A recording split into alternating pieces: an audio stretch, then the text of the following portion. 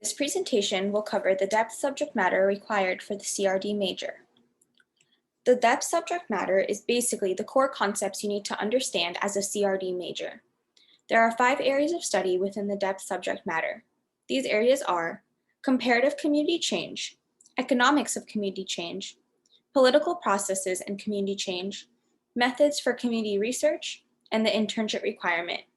You have to take a certain number of classes to fulfill each area of study, but you do get some choice in which classes you take. The internship requirement has specific criteria as well, which will be explained later. An important note is that all classes that are taken to satisfy major requirements must be completed for a letter grade.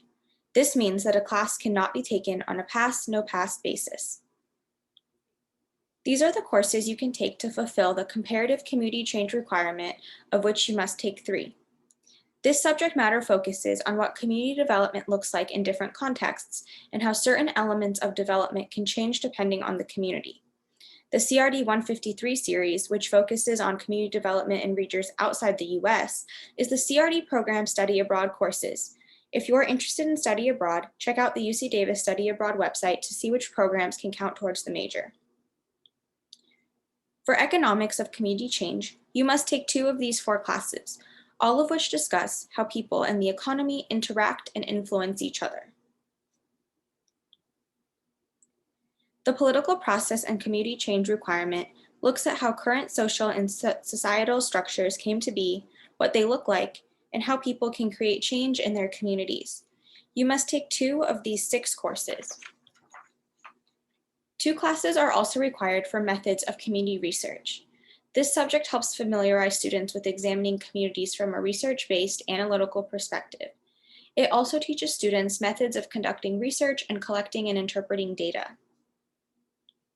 CRD majors are required to complete at least 4 units of internship requirement. The internship you decide to pursue is entirely up to you, but it does have to meet specific criteria in order to count as units. The most important of which being that an internship must be approved by the department's internship coordinator prior to the quarter in which you are requesting units.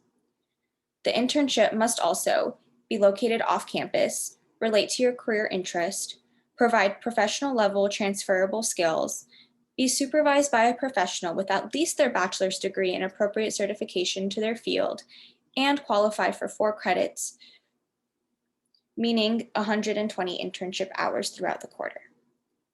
Along with the rest of the criteria, there's a process to an internship being approved. See the Human Ecology Department website for more details.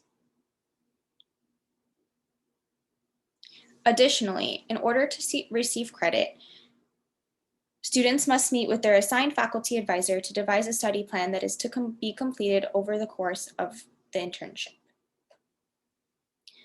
Before making an appointment, look at the major evaluation form that can be found on OASIS to see which requirements you may have already completed. Also, make a note of classes you think you might want to take and write down any questions you have. This will help us be as efficient as possible during your appointment. Once you've done that, feel free to reach out to us. We're here to help.